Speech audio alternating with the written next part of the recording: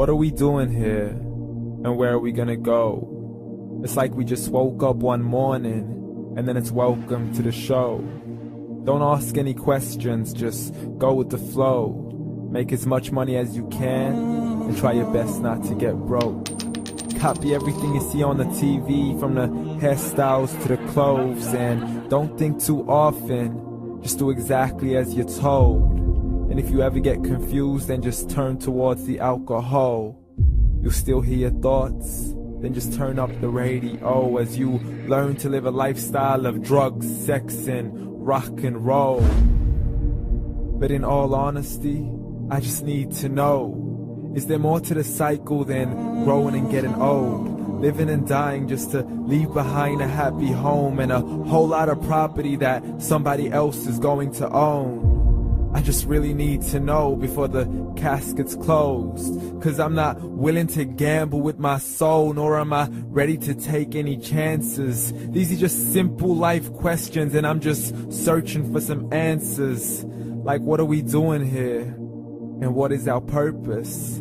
How did we get here, and who made us so perfect? And what happens once we go, or is this world all really worth it? Questions we don't answer because apparently we don't really have to. There's no purpose to this life and our existence is merely natural. Then in that case, please let me ask you, did you create yourself, or was it somebody else who had fashioned you? 'Cause you're a being that's impeccable, faultless and unparalleled. You're a product of supreme intelligence, and I'm merely being rational. For there isn't a camera on this earth that can come close to the human eye, nor a computer that can compete alongside the human mind. And if the whole world was to come together, we wouldn't be able to create a single fly. So many signs, yet we still deny. As science tries to justify that all this could come from none, when it's a simple sum. 0 plus 0 plus 0 cannot possibly ever give you 1. So from where did all this order come? For everything has its origins, a maker, a creator of its own. I mean, the only reason you're watching this video is because somebody had to press upload. So we can believe in the Big Bang, but I'd rather believe in He who caused it to explode. Allah, the creator of everything along with every single soul. The ever-living, the master, the only one who is in control. Unlike his creation, beyond our imagination. And no, he's not a man, nor does he have any partners in association. He's on his own. And no, he did not ever leave us alone. Just like every manufacturer, he left us with an instruction manual. The Quran and Islam, and I'm sorry to jump to conclusions, but it's the only one possible. The only definition of God is the one and only supreme being. It's logical, a book with 0 contradictions, with miracles that are both scientific and historical, all revealed over 1400 years ago. Like the detailed description of the human embryo. The descriptions of the human embryo in the Quran cannot be based on scientific knowledge in the 7th century. To the mountains as pegs holding firm the earth below, and the 2 seas that don't mix in a complete separate flow. To the planets in orbit, alternating night and day as they stay in flow. The expansion of the universe and the creation of everything from H2O. To the stories of the past and the preservation of Pharaoh. To identifying the lowest point in the land where Persia defeated Rome.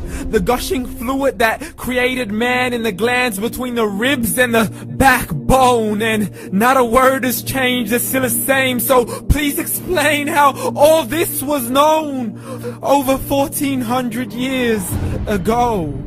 To a man who couldn't read or write, as he would recite whatever the angels spoke. And if you still don't believe, please try to come up with something that's even close. But you can't, so we took God as a mockery and his messengers as a joke. Muhammad could not read or write.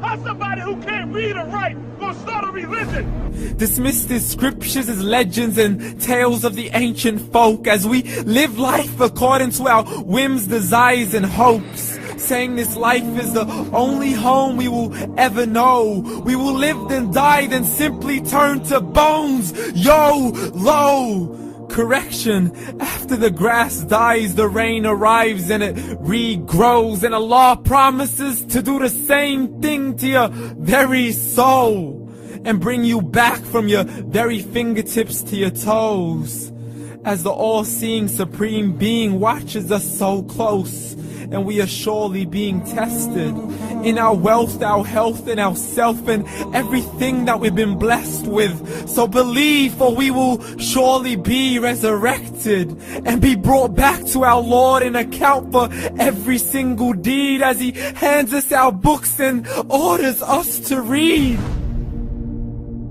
From the bad to the good and everything in between. You yourself are sufficient for your own accountability, so don't be mad at me. You are the one who thought He wouldn't come back to me.